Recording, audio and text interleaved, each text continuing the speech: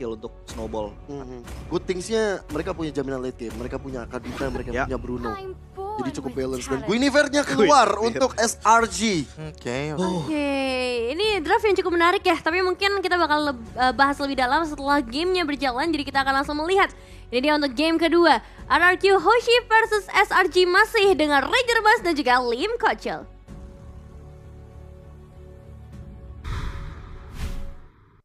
Udah mulai mencekik nampaknya, tapi tentunya kalau misalnya ngomongin agresif, kurang agresif apa untuk RRQ di game yang pertama.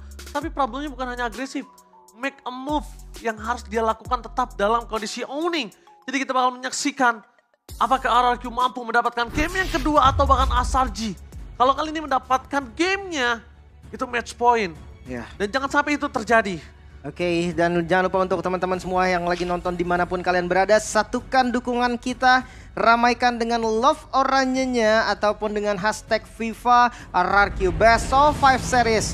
Reset adalah satu kata yang paling penting untuk RRQ sekarang. Harus bisa move on, lupakanlah game pertama, move on dan let's go to Lane of Dawn. Yes, betul sekali. Move on dan let's go ini adalah satu-satunya yang mereka harus lakukan. Karena gameplay mereka udah bagus banget. Tapi jangan sampai lupa, gue sama Lim selalu mengingatkan. SRG selalu punya momentum di area menit ke-15 nantinya. Dan ditambah lagi, dia selalu punya cara untuk comeback, Lim. Pokoknya dari waktu berubah mid game to late game. Late game aja. Itu udah pasti langsung sudah berubah semuanya. Dari depan sana, ketika para pasukan dari tim Selang Orange Giants mereka mencoba untuk mendapatkan satu point kill, tapi ada Idok, satu point killnya gagal, flicker for defensive. The special migration berhasil membuat Yums selamat, tapi sayangnya lihat, satu orange buff-nya di tangan dari Yums. Jadi ya, terambil ya nampaknya.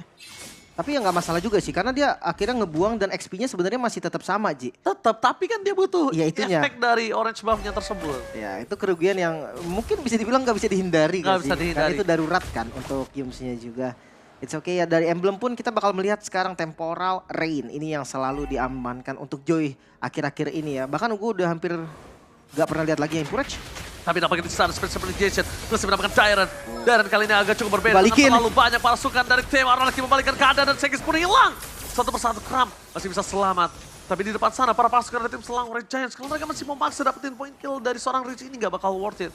Karena possibility dengan Kram yang tidak memiliki Revitalize, dia bisa tumbang. Tapi lumayan gak sih tadi ngebait skillnya, Ji? Udah gak ada flicker untuk Yams. Terus juga bagian Kram tadi. Skylar? Talon satu Skylar. Skylar really, dia mencoba untuk melakukan sticking terhadap sosok Bruno-nya. Dia hafal banget skillnya. Tapi di depan sana di cancel oleh seorang Rich.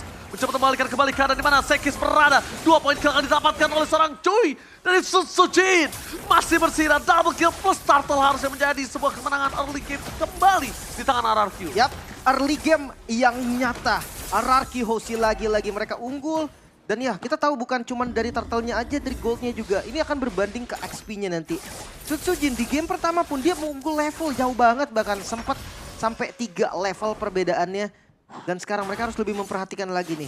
Winning conditionnya Selangor Red Giant itu ada di Farlane-nya juga nanti di Moskov. Jadi jangan lupa untuk geng Moskov. Dan Moskov ketika di Sutsujin menempel pun Moskov masih punya power akan hal tersebut. Defensif. Defensifnya dia pakai Holy Trinity dari attack speed.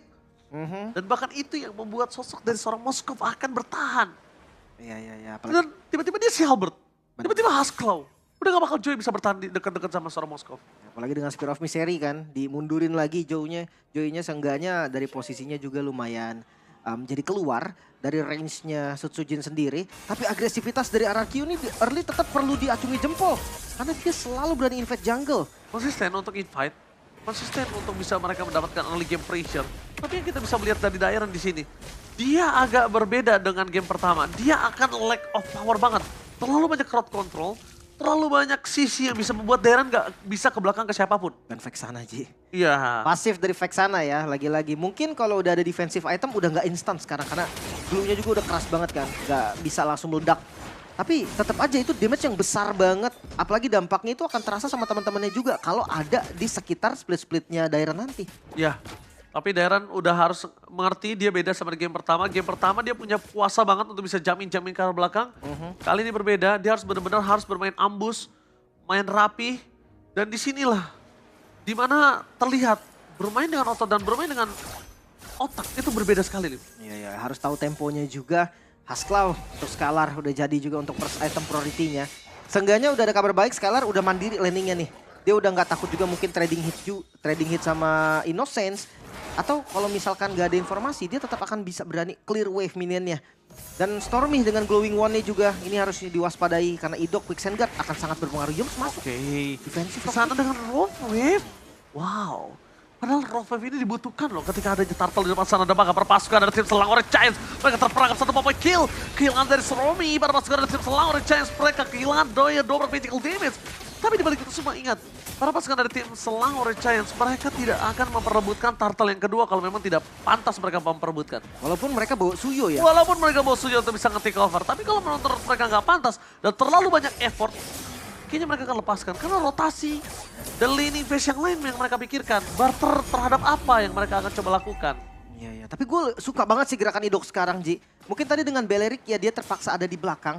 Dia harus menjaga jarak dan nge-cover temennya. Tapi lihat dengan Khalidnya, dia ngebuka vision yang benar-benar ekstrim banget ke bagian depan. Ngezoning 3 orang. Oke. Ngezoning dari 3 orang dan memberikan vision tandanya salah satu laning ini akan kosong. Tapi lihat di depan sana. Dari seorang Riz gagal untuk mendapatkan apa-apa dan terperangkap. Riz akan coba tapi dibalikan kembali kanan dan pasukan dari tim Selang Orange Giants. Gagal untuk mendapatkan Riz. Sekali di arah belakang sana free hit dari seorang Innocent. Riz masih bisa selamat dan bakal bertukar dengan seorang Cram. Meanwhile, Tenegan menghentikan pergerakan Selang Orange Giants atas para pasukan dari tim RRQ Hoshi. Masih bisa selamat tadi Rins. Dengan adanya pasif. Dia bisa ngebeli waktunya dan Rock Wave-nya berhasil dilepaskan juga. Defensif memang tapi seenggaknya nggak ada korban sama sekali. Dan Outer Turret di bagian top lane berhasil dihancurkan oleh Scalar. Yes, mungkin di game sebelumnya Scalar yang harus kehilangan terlebih dahulu. Tapi lihat dari Sojin. Membuat Stormy hampir saja tumbang. Tapi bukan hanya itu. Trigger disiplin dari satu player dan out of nowhere. Rafev, rasakan kesakitanku. Selama nggak ada Purify, target pasti menuju ke arah Innocence. Pasti bisa di-kill juga Dice Dodge. Oke, dan bahkan para pasukan dari tim Selang Orange Giants di arah bottom lane. Mereka akan coba dimakan dari Yumsnya. Fokus ke arah turret, tapi para pasukan dari tim RRQ mereka nggak memaksakan lebih lagi. Karena di arah top lane, Skylar lebih perkasa kali ini. Skylar sama sekali nggak takut sama Sekis. Karena Sekis under. Kondisinya under dan 3000 gold difference ini sangat mempengaruhi. Dan agak susah juga ketika match up dengan Bruno tanpa anti regen, Ji. Haskell ini selain memang pas untuk Bruno, kritikalnya tinggi, recover HP-nya tuh gede. Wah, tinggi banget. Jadi enak banget ketika dia ditabrak assassin, dia bisa ngelawannya pakai ngehit. Dia bisa ngelawan pakai serangan Basic baliknya. attack. Itu dia. Oke, basic attack. Ditambah Yums. Akan coba dipaksa di depan sana, tapi spesial mengikuti targetnya mereka menuju ke seorang Ido. Dengan Avatar of God, dia berhasil masuk dan bahkan Rock Wave. Masih belum maksimal, damage-nya masih belum maksimal, tapi Dairon kali ini harus mundur ke arah belakang. Tidak bisa terlalu lama. Retribusi menuju ke seorang Dairon. Kehilangan Dairon dibandingkan Scalar gak masalah. Meanwhile di arah top lane, one by one situation, Innocent gagal untuk bisa menumbangkan seorang Sujin. The power of Retribution yang telah dikeluarkan di arah top lane menimbulkan informasi yang sangat mahal untuk take over ke arah Turtle. No perfect Turtle for RRQ. Wah, tapi Skylar masih sedikit ngintip tadi ya. Skylar! Hit. Satu hit yang masih berpengaruh dan ternyata Sojin akan coba untuk menyelesaikan satu point kill yang dibuat oleh Scalar. Dan Electrify Beats, one last hit menuju ke arah turret. Berhasil menghentikan pergerakan para pasukan dari tim Selang Orange Giants di arah mid turret mereka. Wow, ini masih pertukaran yang untung. Pastinya untuk RRQ juga. Mereka lepasin turtle-nya, tapi mereka dapetin turret di arah mid lane, ngebongkar lagi vision yang terbuka. Bikin Sujin unggul level, sekarang invade jungle dilakukan, purple-nya dicuri. Aku suka banget dua bola yang dilakukan oleh seorang Scalar. Tendangan si Scalar kali ini berhasil membuat para pasukan dari tim Selang Orange Giants agak cukup terpukul.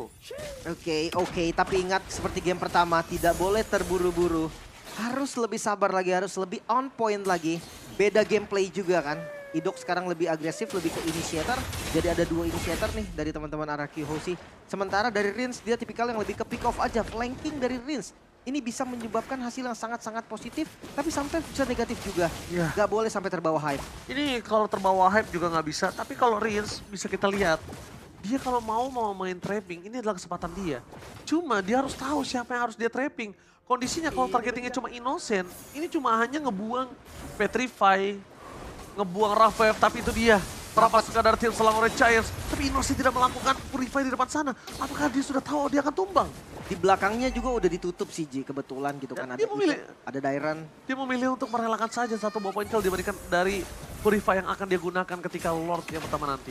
Yap, dan tertangkap lagi Yom. Oke, dia ke depan sana, maka coba untuk menghindari para pasukan tim Selangor Giants. Raging Sesame with set point. Berhasil mendapatkan 1 poin kill terhadap seorang Yulz. Pertukaran di depan sana free hit dari seorang Innocent dan juga kawan-kawan yang masih belum muncul. Tapi nampaknya Innocent is coming. Oh no! Fokus ke seorang Scalar. Kehilangan seorang Scalar, tidak ada power damage, tapi Innocent bisa ditangkap oleh seorang Darren. Sojin, standby, out position. Coba untuk menangkap ke arah belakang. Menghindari pergerakan dari seorang Sekis. One man situation. Lepaskan Sekisnya. Sekis selalu membayang time. Gak boleh terbawa oleh arus dari seorang Sekis. Tapi dia, buying time yang dilakukan oleh seorang Sekis apakah berhasil? Nampaknya shutdown. Didapatkan oleh para pasukan dari tim RRQ Hoshi. Not for today, Sekis kali ini gak bisa selamat. Berbeda dengan kasus sebelumnya. Ada ditukar, Ji. Joy-nya di tangan Sujin. Ya. Gocekan-gocekan dilakukan oleh Sekis. Hanya bisa membeli waktu saja. Hasil akhirnya sama. Sekisnya tumbang dan sekarang Lord langsung di setup terlebih dahulu. Rins. Oke, Riz berhasil mendapatkan Stormy. Rough Whip menghentikan para pasukan dari tim Selangor Giants. Lim, ingat, sekarang memang tadi dia mendapatkan Sekis, tapi nggak boleh terjadi pengulangan seperti fokus ke arah Sekis. Buying time yang dilakukan dan hingga menuju ke arah Lord yang diselesaikan oleh Joy Soran di game sebelum ini. Itu fatal. Ya.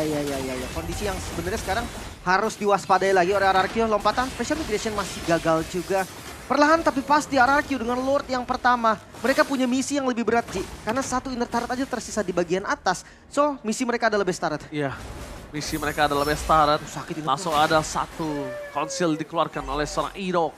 Dari para pasukan dari tim Selangor Giants, mereka akan lebih sadar ketika satu kali gebokan dari Skylar ini menghancurkan para pasukan dari tim Selangor Giants lainnya. Langsung base turret masih ada, clear yang cepat diberikan oleh seorang Innocent.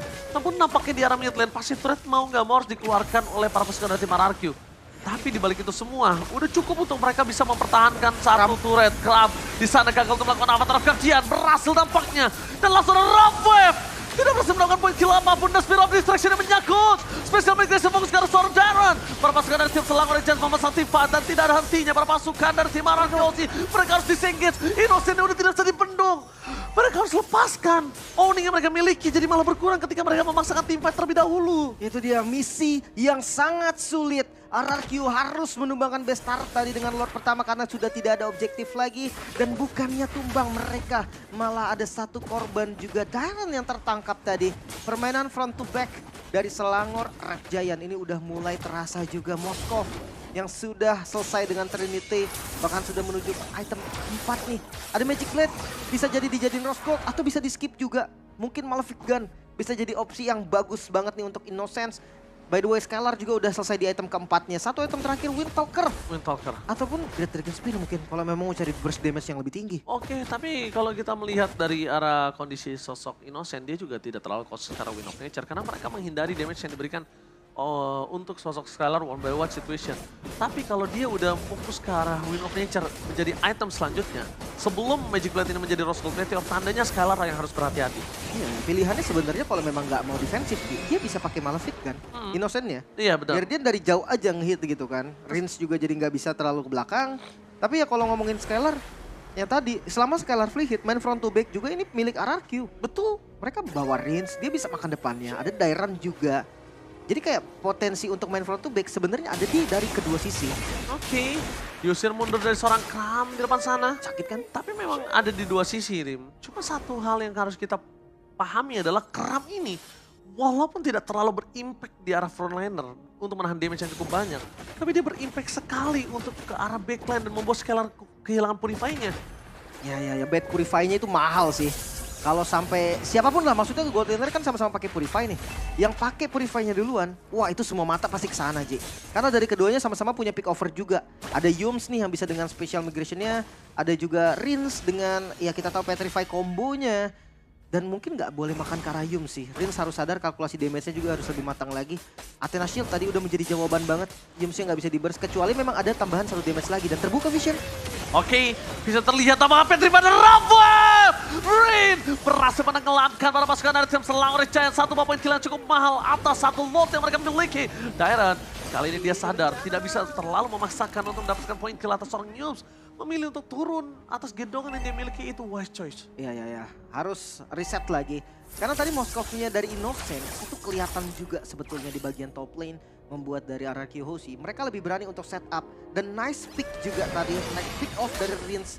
Itu ngebuat akhirnya Selangor Giant benar-benar gak mau kontes. Karena kalau seandainya di kontes, bisa aja nih memang ada korban. Tapi untuk Lordnya, kemungkinan besar ada di Sekis. Iya, Kalau betul. Saver Retribution ya kita nggak bisa pungkiri, emang itu dua kombinasi gampang. Ya sangat cepat, tapi Dairan memaksa Toxic Gaming menargetkan para pasukan dari tim Selangor Giants dengan ada Regis Sestrom. Tepat di depan sana para pasukan dari tim RRQ Hoshi berhasil menenggelamkan Sekis. Para pasukan dari tim Selangor Giants memaksa memukul kembali. Innocent. Avatar of Guardian-nya kakal dan damage dari seorang Innocent kami sama lebih dalam. One last hit. Innocent still survive. Mereka tidak bisa membendung damage yang diberikan oleh tim RRQ Hoshi. Lihat staking dari seorang Skylar. Fokus depan sana Yus menjadi target utama. Tidak bisa dibendung. Dan ini dia RRQ Hoshi berhasil membalaskan di game yang kedua. Dan ini dia kebangkitan dari